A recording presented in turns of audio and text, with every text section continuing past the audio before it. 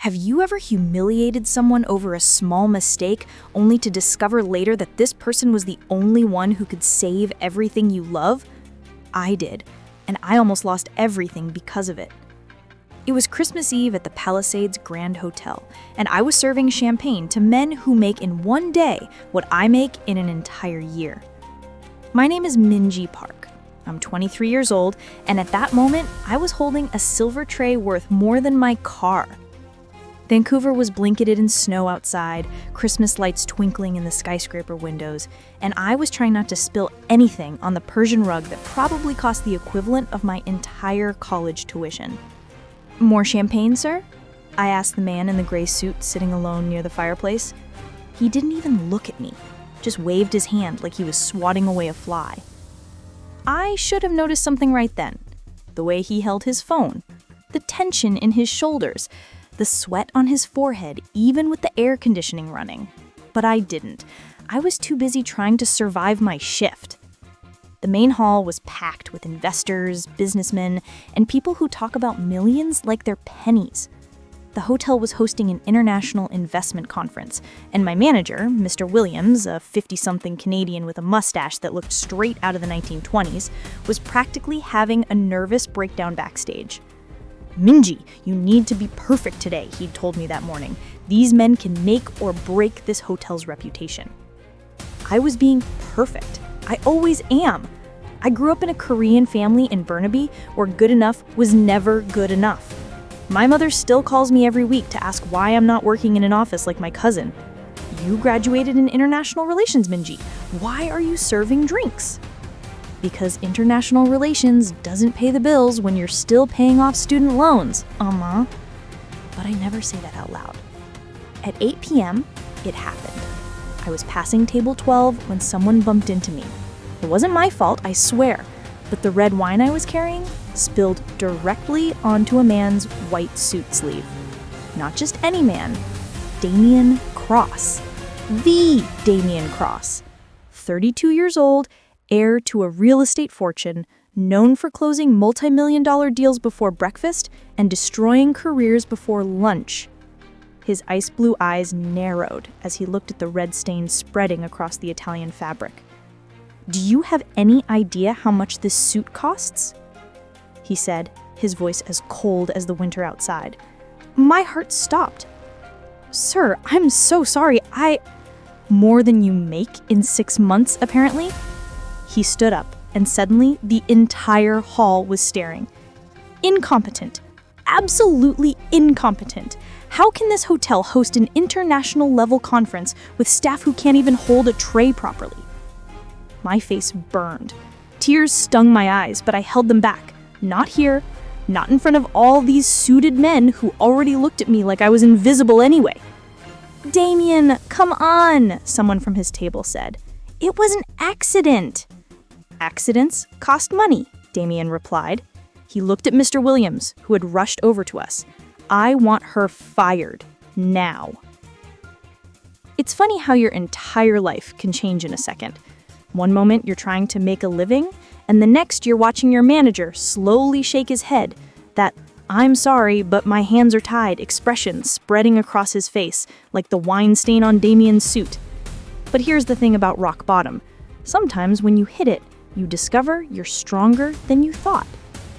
My Khomeini always told me, "Minjia, the bamboo bends in the storm but never breaks." I didn't understand what she meant until that moment, standing in front of a room full of people who would forget me before dessert was served.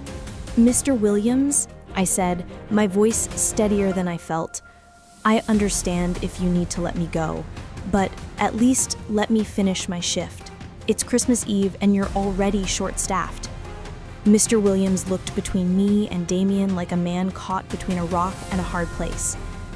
Damien laughed, actually laughed, like I'd just told the funniest joke he'd ever heard. "Oh, this is rich," he said. "The help thinks she gets a say in this." The help. That's what I was to him. Not a person trying to pay off debt. Not someone with a degree and dreams and a family who sacrificed everything to give her opportunities. Just the help. I was escorted to the staff room to collect my things. Mr. Williams mumbled something about a severance check, about how sorry he was, about how if it were up to him, things would be different. But they never are they? The rich always win. That's just how the world works. I was shoving my apron into my locker when Sarah, one of the other servers, burst into the room. Sarah's been working at the Palisades for 5 years. She's seen everything: celebrities, politicians, people who think their money makes them gods. Nothing phases her. But right now, she looked terrified. "Minji, you need to come back out there." "Sarah, I just got fired. I'm pretty sure that means I need to leave." "No, you don't understand." She grabbed my arm. "There's a Russian investor here, Dmitry Volkov. He's about to sign a deal worth $50 million with the hotel. It would save us. We've been struggling since the pandemic, and this deal would change everything." "But there's a problem." My stomach dropped. "What kind of problem?"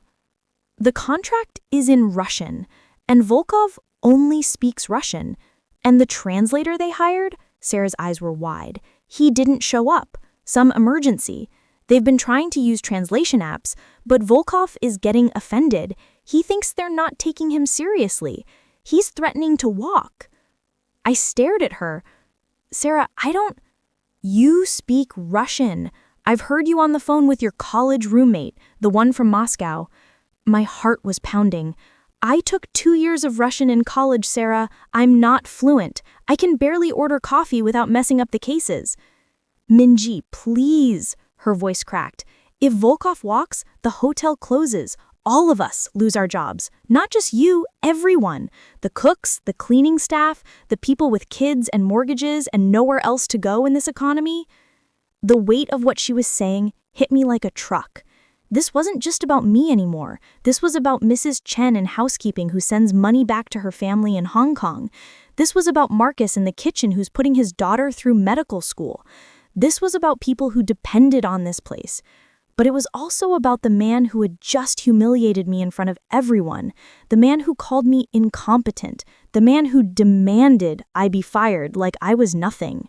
"Where's Damien Cross in all this?" I asked. Sarah's face twisted. "He's the one negotiating with Volkov. The hotel hired him as a consultant for the deal. He's supposed to be some genius at this stuff. But without a translator?" She trailed off. Oh, the irony. The man who destroyed my career needed me to save his. I should have walked away. I should have grabbed my things, gone home, and let karma handle the rest. But here's what they don't tell you about being raised by immigrant parents who worked 3 jobs to give you a better life. You don't walk away when people need help, even when they don't deserve it. "Take me to them," I said. The conference room was chaos when we walked in. Damien was standing at the head of a massive oak table, his stained suit jacket draped over a chair, his face red with frustration. Across from him sat a man in his 60s with silver hair and cold gray eyes, Dmitry Volkov. Even sitting down, he radiated power. Mr. Williams was there too, wringing his hands. 3 other men in suits, probably lawyers or investors, were frantically typing on their phones. And in the center of the table, a thick stack of documents with Cyrillic text that might as well have been hieroglyphics to everyone in that room except for me. "What is she doing here?" Damien's voice cut through the noise like a knife. Mr. Williams started to stammer an explanation, but I cut him off. Years of being talked over taught me how to use my voice when it mattered. "I speak Russian," I said directly to Volkov in his native language. "I understand there's been a misunderstanding with the contract." Volkov's eyebrows rose. He looked at me for the first time like I was an actual human being. "You speak Russian?" he replied in Russian, his voice thick with a Moscow accent. "Not perfectly," I admitted, still in Russian, "but well enough to help clarify the terms of your agreement, if you'll allow me." For a long moment, he just stared at me. Then he smiled. Actually smiled. Finally, someone in this hotel with manners and sense. Damien looked between us like we were speaking in code, which technically we were. "What's going on?" he demanded. "I'm translating," I said in English, not bothering to hide my satisfaction. unless you'd prefer to keep using Google Translate and risk offending a man who could buy and sell this hotel 10 times over. I could see the calculation happening behind Damien's eyes. Pride versus necessity. Ego versus a $50 million deal. Money, as always, won. "Fine," he said through gritted teeth, "but make it quick." I sat down across from Volkov and pulled the contract toward me. My hands were shaking slightly, but I forced them to steady. This was my moment. Not to prove anything to Damien Cross, not even to save my job, but to prove to myself that everything I'd worked for, everything my parents sacrificed, all those late nights studying languages while my classmates were out partying, it all meant something. The first page was standard. Purchase agreements, liability clauses, the usual legal jargon that sounds intimidating in any language. But as I got deeper into the document, something caught my eye. A clause about property rights, buried in the middle of page 7. I read it once, twice, 3 times to make sure I wasn't misunderstanding. "Mr. Volkov," I said in Russian, "this clause here, it states that on signing, you transfer all renovation rights to the hotel's parent company with no approval rights for changes to the historical structure." Volkov's expression darkened. "That's not what they told me." "What's she saying?" Damien asked. I turned to him. "This contract basically gives the hotel company permission to do whatever they want with the property once Volkov invests, including potentially demolishing historical features, which is the opposite of what he wants." Damien snatched the contract from me. "That's not... Let me see that." But of course he couldn't read it. None of them could. "She's lying," a lawyer said. "That clause is standard protection language." I looked at Volkov and translated what the lawyer had said. His face turned red. He stood up so fast his chair fell backward. "Lying? You think I am stupid? You think because I don't speak English I can't smell deception?" "Mr. Volkov, please," Mr. Williams started, but Volkov was already grabbing his coat. "This meeting is over," Volkov said in Russian.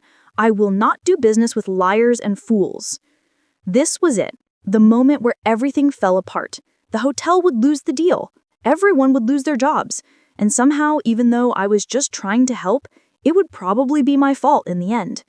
But then I saw it. A detail in the contract I'd missed before. A tiny footnote in Russian so small it was almost invisible. And suddenly everything made sense. "Mr. Volkov," I said. He paused at the door. "Look at footnote 47. I walked over and pointed it out. His eyes scanned the tiny text. Then he started laughing. Actually laughing. "What does it say?" Damien demanded. I took a breath. "This clause you're concerned about, it says that the renovation clause is void if the investor maintains majority interest in the property trust, which means Volkov would actually have full control, not the hotel company. Someone deliberately mistranslated this to make him think he was giving up rights when he wasn't." The room went silent. You could have heard a pin drop on that expensive carpet. "Who prepared this contract?" Volkov asked in Russian, but his meaning cleared to everyone in the room. One of the lawyers, a thin man with wire-rimmed glasses, went pale. We used a translation service that came highly recommended." "By whom?" I asked. And that's when Damien Cross did something I never expected. He pulled out his phone, scrolled through his emails, and his face went white. Sterling Translation Services, the same company that handled the Westbrook deal last year. He looked up. The deal that fell through at the last minute because of a contract dispute? "You're saying someone sabotaged this on purpose?" Mr. Williams asked. I looked at the contract again, then at the lawyers, then at Damien. Pieces were clicking together in my mind like a puzzle I didn't know I was solving. Who benefits if this deal falls through? Damien's jaw clenched. The Meridian Group. They've been trying to buy the Palisades for months. If we default on our loans because we can't secure investment, he didn't finish the sentence. He didn't have to. "And who recommended Sterling Translation Services?" I asked. The thin lawyer cleared his throat. It was suggested by an outside consultant. Someone from Meridian. Volkov sat back down slowly. "So, you nearly lost $50 million because you trusted the wrong people." "Apparently," Damien said. He looked at me for the first time with something other than contempt. Maybe respect. Maybe just surprised that the help had just saved his entire deal. "Can you fix this?" I looked at the contract, at Volkov, at the room full of men who had either ignored me or humiliated me all night. I could walk away right now, let them drown in their own incompetence. But then I thought about Mrs. Chen, about Marcus, about Sarah, about all the people who depended on this hotel who had nothing to do with Damien Cross's ego or corporate sabotage. "I can fix it," I said, "but I'm going to need guarantees." Damien's eyebrows rose. "You're negotiating? Now? You fired me, remember? I'm unemployed, which means I have absolutely nothing to lose." I sat down and pulled the contract back toward me. "Here's what's going to happen. I'm going to translate this entire document properly. I'm going to explain every clause to Mr. Volkov in detail.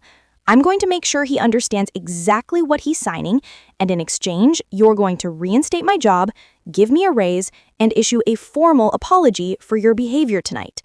The room was so quiet I could hear the Christmas music playing faintly from the main hall. Mariah Carey singing about all she wants for Christmas. I wanted justice. I wanted respect. I wanted these men to understand that you can't just destroy people's lives because you're having a bad day. Damien stared at me for what felt like an eternity. Then he did something I never expected. He laughed. Not the cruel laugh from earlier. A real laugh, like he genuinely found the situation amusing. "You've got guts, I'll give you that. Is that a yes?" He looked at Mr. Williams, who nodded eagerly, then at Volkov, who was watching our exchange with obvious interest even though he couldn't understand the words, then back at me. "Deal," Damien said. "Fix this, and you've got everything you asked for." I spent the next 3 hours translating that contract. Every word, every clause, every footnote. Volkov asked questions, good questions, questions that showed he was sharp as a tack despite what the lawyers had assumed. We found 2 more mistakes in the translation. Both would have cost him money. Both were fixed. By midnight, Volkov signed the contract, $50 million secured. The Palisades Grand Hotel saved, jobs protected, Christmas miracle achieved. "You are very smart girl to me," he said in Russian as he put on his coat. "My daughter's company in Moscow. They need someone who understands both Russian and Western business culture. The pay is triple what you make here." I took the card, my hands trembling. "Thank you, Mr. Volkov." "No, thank you. You saved me from making very expensive mistake, and you did it with grace. That's rare." After Volkov left, Mr. Williams practically hugged me. "Minji, I don't know what to say. You saved us. You saved everything." "Just doing my job, sir." "About that." He glanced at Damien, who was standing by the window looking out at the snow. "Mr. Cross wants to speak with you." My stomach tightened. Here it comes, the apology that wouldn't really be an apology, the half-hearted acknowledgement that I'd been useful. I walked over to him, preparing myself for disappointment. "I was wrong," Damien said without turning around. "About you. About everything." I waited. That couldn't be all. He finally turned to face me. "I've spent my whole life thinking money and power meant I was better than people like you, people who actually work, people who actually know things. I was raised to believe that if you're serving drinks, it's because you couldn't do anything else, that you're less than. And now?" He ran a hand through his hair. "Now I realize I'm the idiot. You have a degree in international relations, you speak at least 3 languages, you caught a corporate sabotage attempt that I completely missed, and I treated you like garbage because you spilled wine on a suit I'll never wear anyway. Is this your apology? No. This is me acknowledging that I'm a terrible person who needs to do better." He paused. "The apology comes with this." He pulled an envelope from his pocket and handed it to me. Inside was a check. I looked at the amount and my eyes went wide. "That's your severance pay, your raise for the next year, and a bonus for saving the hotel," Damien said. "It's not enough. Nothing would be enough for how I humiliated you, but it's a start." I stared at the check. It was more money than I'd ever seen in my life. Enough to pay off my student loans completely, enough to help my parents with their mortgage, enough to actually have savings for the first time in my adult life. "Why?" I asked. Why are you doing this? Because my father built his fortune by stepping on people like you, and I swore I'd never be like him. But tonight, I looked in the mirror and saw his face. Damien's voice was rough. I don't want to be him. I don't want to be the kind of man who destroys people over accidents. We stood there in silence for a moment. The Christmas music had stopped. The hotel was quiet. Outside, snow was still falling, covering Vancouver in white. I forgive you, I said finally. Not because you deserve it, but because holding on to anger would make me just as small as you were tonight. Damien nodded. You're a better person than I am. I know, I said with a slight smile, but you can work on that. I left the hotel that night with a check in my pocket, a job offer from Moscow in my purse, and a story I'd probably tell for the rest of my life. The story of how I went from humiliated to hero in the span of one Christmas Eve. How I proved that intelligence and grace matter more than money or status. How I learned that rock bottom can sometimes be the foundation for something better. But here's the thing nobody tells you about winning. Sometimes the victory isn't as sweet as you expect. Because as I walked to my car, I realized something that made my stomach turn. The thin lawyer with the wire-rimmed glasses. The one who'd gone pale when we discovered the translation sabotage. He'd left the meeting early, right after we confronted him about Sterling Translation Services. And I'd been so focused on fixing the contract that I hadn't thought about where he went or what he was doing. I pulled out my phone and called Sarah. Where did that lawyer go? The thin one with glasses? I think he said something about needing to make a call. Why? Which way did he go? Toward the east wing, I think. Minji, what's wrong? I was already running. The east wing, where the hotel's main servers were located, where all the financial records were kept, where someone with access could do a lot of damage if they were working for a competitor trying to sabotage the sale. I burst through the server room door just in time to see him, the lawyer, standing in front of a terminal, a USB drive in his hand, files transferring on the screen behind him. Stop, I said.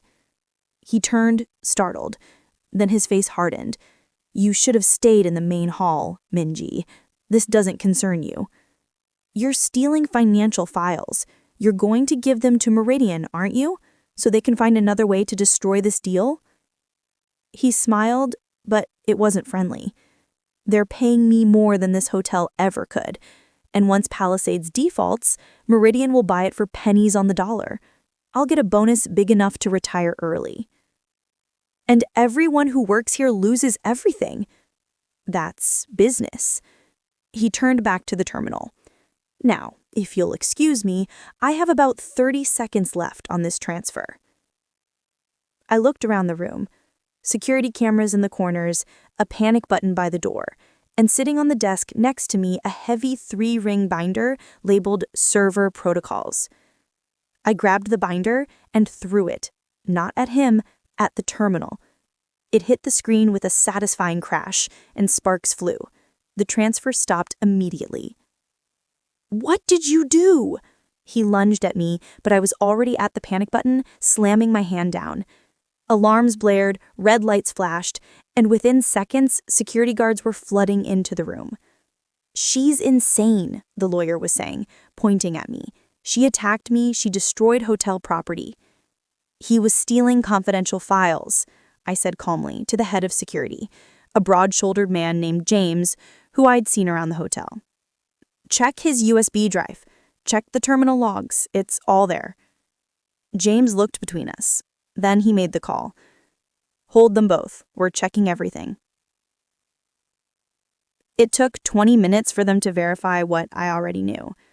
The lawyer had transferred over 100 confidential files, client lists, financial projections, the details of the Volkov deal. Everything Meridian would need to undercut the hotel's business for years to come. Miss Park, he said, his voice gruff but respectful. You just stopped what could have been a disaster even bigger than losing the Volkov deal. The lawyer was led away in handcuffs, screaming about lawsuits and wrongful arrest. I watched him go, my hands still shaking from the adrenaline. Damien appeared in the doorway. I heard the alarms. What happened? I told him. Everything. The files, the sabotage attempt, the USB drive. As I spoke, I watched his expression cycle through shock, anger, and something that might have been admiration. He said, I stopped him, I agreed. Twice in one night, you've saved this hotel, saved me. He shook his head. I don't know how to repay that. You already did, with a check, remember? That's not enough, not for this. Damien was quiet for a moment, thinking. I have a proposition for you, a real one, not a job offer. A partnership. I raised an eyebrow. Partnership. I consult for hotels and resorts around the world. I help them navigate complex international deals. But tonight proved something to me. I'm good at numbers and negotiations, but I'm terrible at people. I miss things, important things, like corporate espionage and intentional mistranslations, and the value of actually listening to the people around me. And you caught all of it. You see what I miss. You understand languages and cultures I'll never master. You're smart, capable, and you clearly thrive under pressure. He met my eyes. Work with me. 50-50 partnership. We'll consult together, your people skills and language expertise, my industry connections and negotiation experience. We could build something real. I stared at him. 2 hours ago, you called me incompetent and had me fired. 2 hours ago, I was an arrogant jackass who thought money made him smart. I'd like to think I've learned something since then. He extended his hand. What do you say? Partners. I thought about my options. The job in Moscow would pay well, but take me away from my family. Going back to serving drinks meant that I'd proven I could do more. The check in my pocket gave me freedom, but not purpose. Or I could take a chance on this, on using everything I'd learned, on proving that a girl from Burnaby with immigrant parents and student debt could build something extraordinary. I shook his hand. Partners. But I have conditions. Name them. We hire Sarah as our first employee, and we commit to working with businesses that treat their workers with respect, not as disposable help. Damien smiled. Deal. Anything else? Yes, you're buying everyone at this hotel Christmas dinner. The real staff, the people in the kitchen, housekeeping, maintenance. Everyone you never noticed before tonight. Consider it done. We stood there in the server room, surrounded by broken equipment and the aftermath of a crisis averted, and I realized something. Sometimes your worst moment becomes your biggest opportunity. Sometimes the people who hurt you become the catalysts for your growth. Sometimes a spilled glass of wine changes everything. My phone buzzed. A text from my mom. Merry Christmas, Minjia. We're proud of you no matter what you do.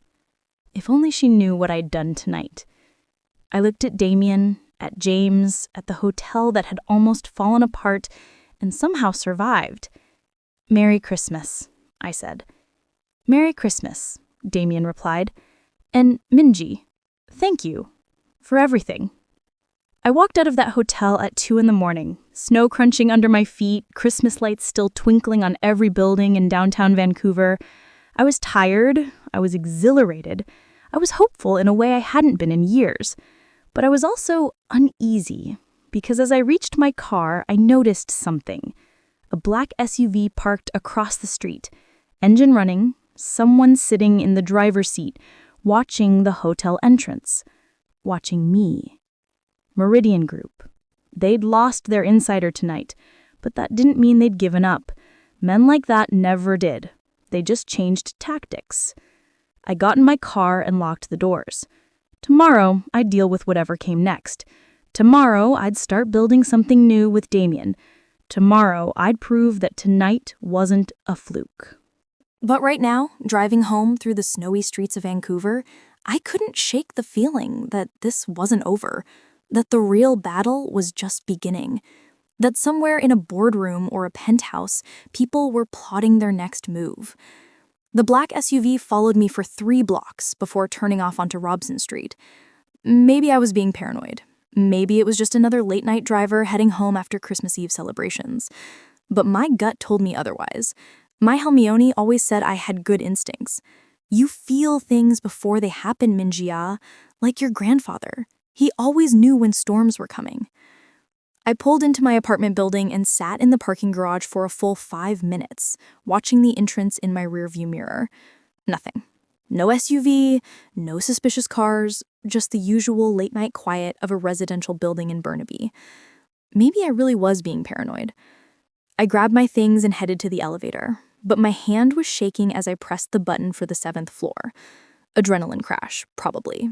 I'd just lived through the most intense night of my life. It made sense that I'd be jumpy. The elevator doors opened and I stepped into the hallway.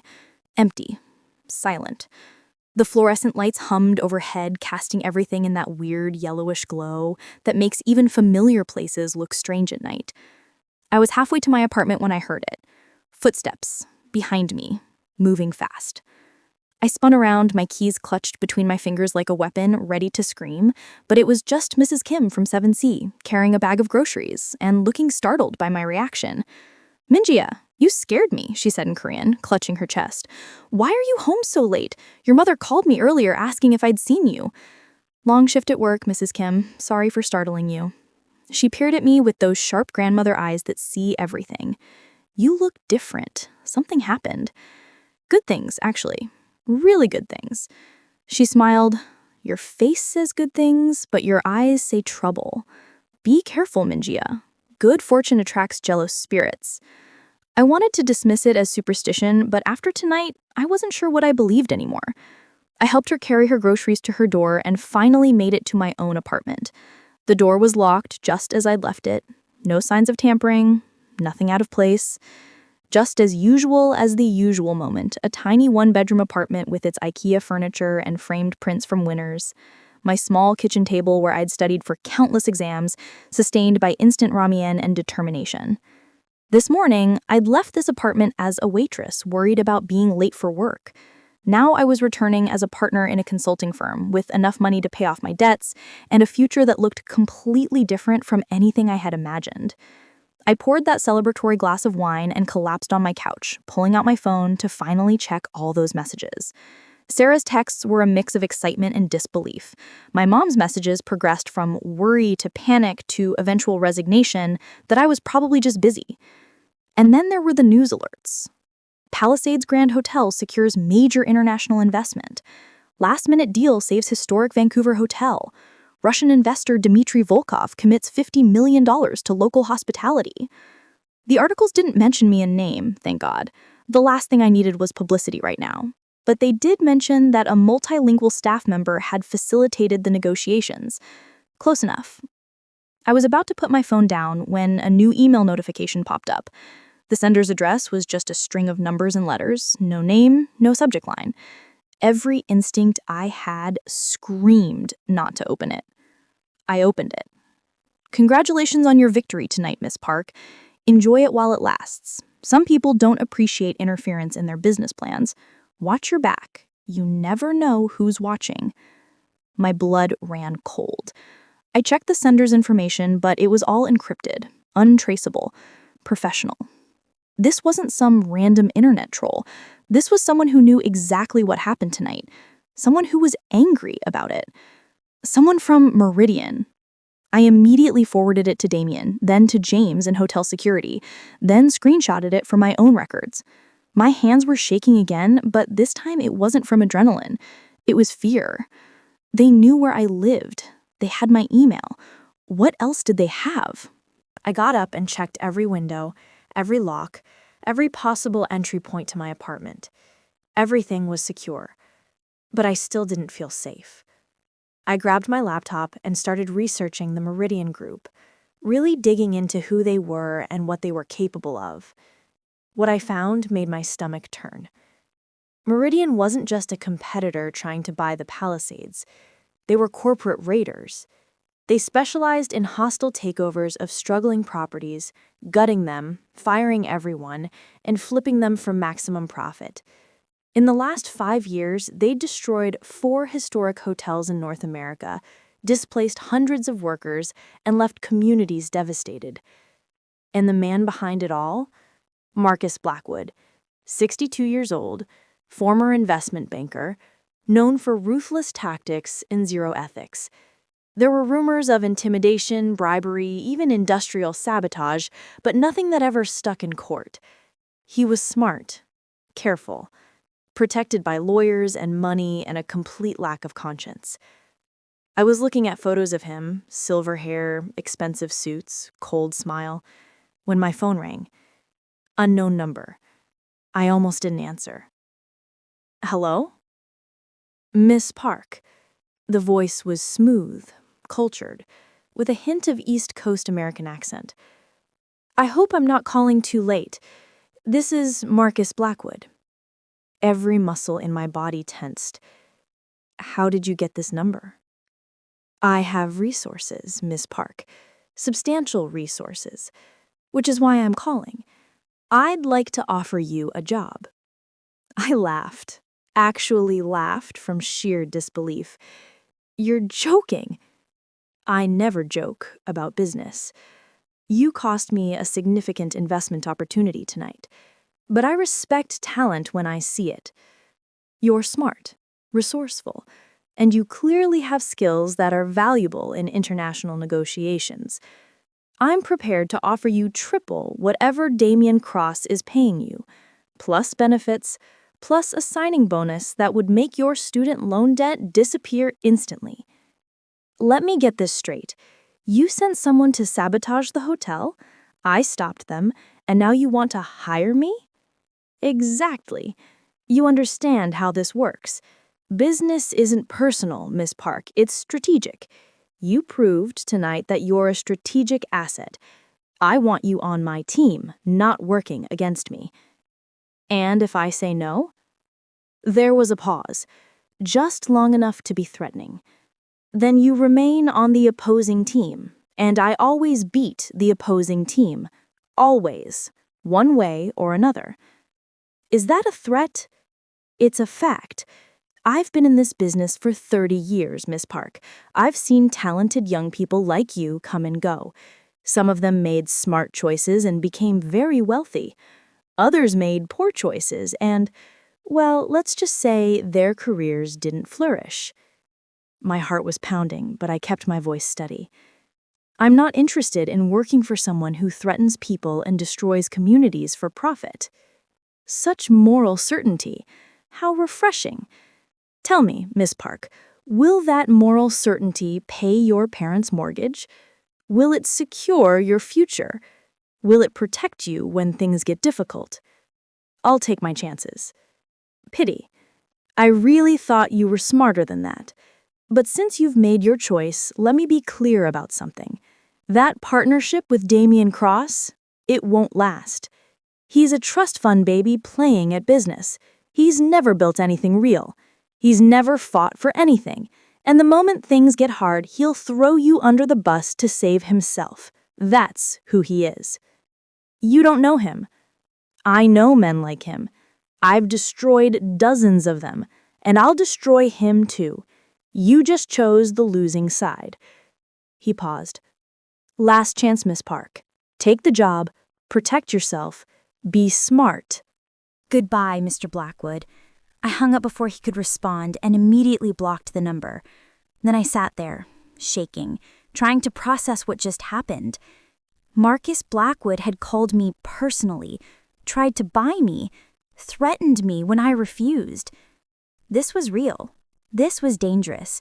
This was so far beyond spilled wine and humiliating moments. This was corporate warfare, and I just painted a target on my back. I called Damien. He answered on the first ring. Minji, are you okay? Marcus Blackwood just called me, offered me a job, threatened me when I said no. Silence. Then, I'm coming over. Don't open the door for anyone but me. I'll be there in 20 minutes. Damien, you don't have to. Yes, I do. You're my partner. And more importantly, you're in danger because of a situation I created. I'm not letting you face this alone. He hung up before I could argue. I sat there in my apartment, feeling small and scared and completely out of my depth. What had I gotten myself into? This morning, I was worried about spilling drinks. Now, I was caught in the middle of a corporate war with a man who had unlimited resources and zero morals. My phone buzzed. Another text from that unknown number. "Tick-tock, Miss Park. The clock is always ticking." I was about to block this number too when another message came through. "You think Cross can protect you? He can't even protect himself. Ask him about the Vancouver Center deal. Ask him what he did to his own partner when money was on the line." My stomach dropped. What was that supposed to mean? What Vancouver Center deal? What partner? I started searching online, but before I could find anything, there was a knock at my door. I looked through the peephole. Damien, just like he'd promised, standing in the hallway looking worried. I opened the door and he came in, immediately checking the windows and locks like I had earlier. "You're sure you're okay?" Physically, yes. Mentally? I held up my phone, showing him the threatening texts. Not so much. His face darkened as he read them. "I should have warned you. Blackwood doesn't lose gracefully. He'll do whatever it takes to win, including going after the people who beat him." What did that text mean? About the Vancouver Center deal? About you and a partner? Damien's expression changed. Guilt, maybe. Or shame. He sat down on my couch and rubbed his face with both hands. "That's the thing about corporate warfare, Minji. Everyone has skeletons. Everyone has moments they're not proud of. Tell me." 3 years ago, I was working on a huge development project. Vancouver Center. Mixed use, residential and commercial, prime real estate. My partner was a guy named Jason Chen. We'd been friends since college, built our first few deals together. I trusted him completely. The project was struggling. We needed an injection of capital or we'd lose everything. Jason found an investor, but the terms were terrible, would have given up most of our control.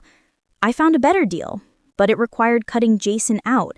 The investor wouldn't work with both of us, only with me. "And you took the deal," I said quietly. I took the deal, told myself it was business, that Jason would understand, that we could work together on future projects. But he didn't understand. He was furious, said I betrayed him for money. And you know what the worst part is? He was right. I did betray him. I chose profit over friendship, and I've regretted it every day since. What happened to him? His career tanked. Without the Vancouver Center project, he couldn't secure other financing. He lost his company, his reputation, everything. Last I heard, he was working as a project manager for someone else, making a fraction of what he used to make. Damien looked at me. "So when Blackwood tells you I'll throw you under the bus, he's not entirely wrong. I've done it before."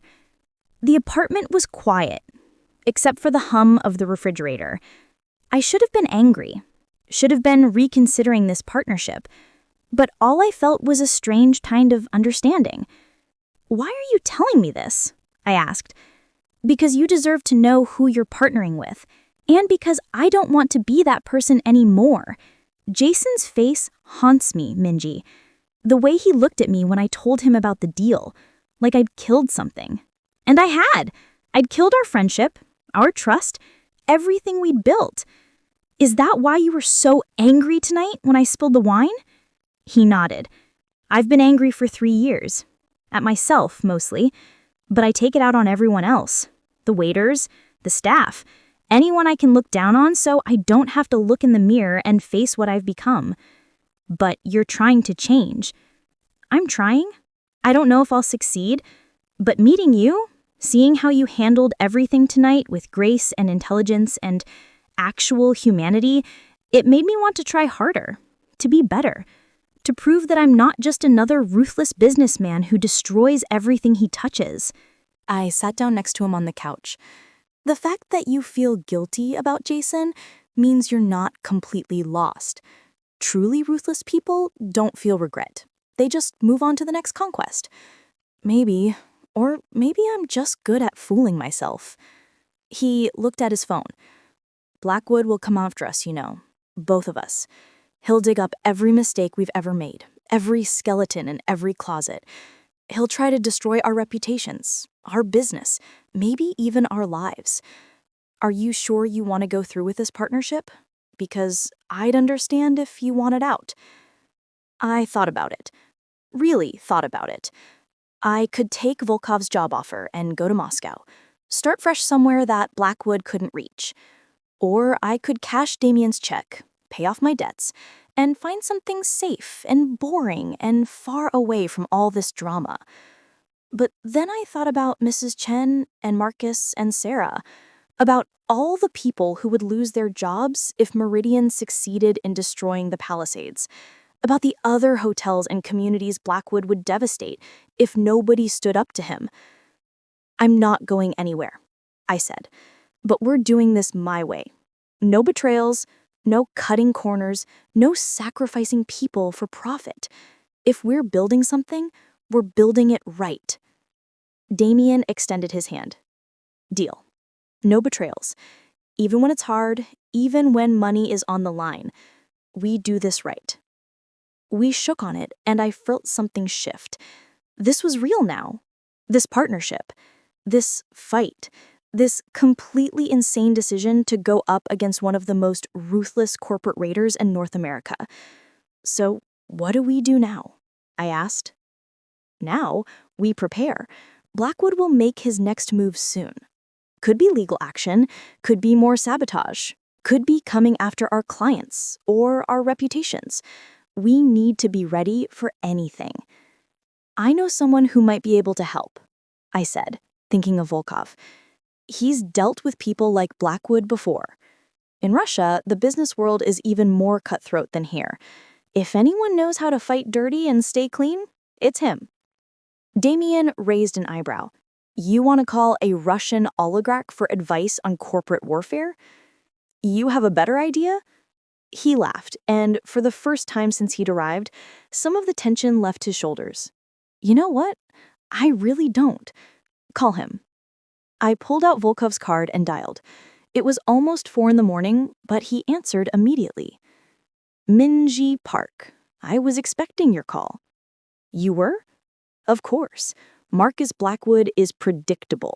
He loses a deal, he retaliates. Usually within hours. He contacted you, yes? Yes. Tried to hire me, then threatened me when I refused. Volkov chuckled. Classic Blackwood. Let me guess, he also told you things about your new partner, about past mistakes, about betrayals. I glanced at Damien. Something like that. Also predictable. He's trying to divide you, make you doubt each other. It's his favorite tactic. But here's what he doesn't understand. People who have been through real struggle, who have earned their success instead of inheriting it, they don't break that easily. You remind me of my daughter. Smart, tough, loyal. Blackwood will underestimate you. That's his weakness. So what do? You fight smart. You document everything, every threat, every call, every suspicious incident. You build alliances with other businesses he's targeted. You expose his tactics publicly, carefully, legally, and most importantly, you never, ever let him play his game. You make him play yours. How do we do that? By being better than him, by building a reputation for integrity that's so strong his lies can't touch it, by treating people well, paying fairly, keeping promises. It sounds simple, but it's the hardest thing in business. Because there will be moments when cutting corners would be easier, when betraying someone would be profitable, when doing the wrong thing would save you money or time or trouble. And that's when you have to choose who you want to be. After I hung up, Damien and I sat in silence for a while. The sun was starting to rise, painting my apartment in shades of gray and pink. Christmas morning. Somewhere in Vancouver, families were waking up to open presents. Kids were squealing over toys. Parents were drinking coffee and watching the snow fall. And here we were, plotting strategy against a corporate raider who wanted to destroy us. Merry Christmas, I said with a tired laugh. Merry Christmas, Damien replied. This is either the best or worst Christmas of my life, and I honestly can't tell which. Why not both? My phone buzzed again, but this time it wasn't a threat. It was Sarah. Minji, Mr. Williams just told me everything. You're amazing! Also, did Damien really offer you a partnership? Also, can I work with you guys? Also, Merry Christmas! I showed the text to Damien. What do you think? Should we hire her? Can she handle corporate espionage, death threats, and working insane hours? She survived 5 years at the Palisades dealing with people like you. She can handle anything. He smiled. Then yes, let's hire her. Every revolution needs good people. Is that what this is? A revolution? Maybe. Or maybe it's just two people trying to do business without becoming monsters. Either way, I'm in. The sun was fully up now, Christmas Day officially here. Somewhere, Marcus Blackwood probably planning his next attack. Somewhere, corporate lawyers were drafting threatening letters. Somewhere, the machinery of revenge and retaliation was grinding into motion. But right here in my tiny apartment in Burnaby, two unlikely partners were planning something different. Something that started with a spilled glass of wine and a moment of humiliation, but was growing into something neither of us had expected. Hope, purpose, a chance to prove that success doesn't require cruelty, that you can win without destroying others, that integrity isn't just a nice idea but an actual business strategy. I should probably go home and let you sleep, Damien said, standing up. But I'll call you tomorrow. We'll start planning properly, figure out our first steps. Damien, I said as he headed toward the door, thank you for coming over, for being honest about Jason, for giving me a chance. Thank you for stopping me from becoming the kind of person I'd hate, for showing me there's another way. And, Minji, we're gonna win this. Not because we're richer or more connected or more ruthless than Blackwood, but because we're right. And sometimes that actually matters. After he left, I finally let myself feel the exhaustion. I collapsed on my bed, still fully dressed, and closed my eyes. Tomorrow would bring new challenges, new threats, new battles. But this night, this morning, I'd won something more valuable than any deal or partnership or check. I'd won self-respect. I'd proven that I could face the worst moment of my life and turn it into something extraordinary. I'd discovered strength I didn't know I had. And maybe, just maybe, I'd found a partner who was willing to fight for something more than profit, someone who wanted to build instead of destroy, someone who understood that the best victories are the ones where everyone wins. My last thought before sleep finally claimed me was simple. Let Blackwood come. Let him bring his threats and his money and his ruthless tactics. Because I wasn't the scared waitress anymore. I was Minji Park, the woman who stopped a $50 million sabotage and started a revolution. And I was just getting started.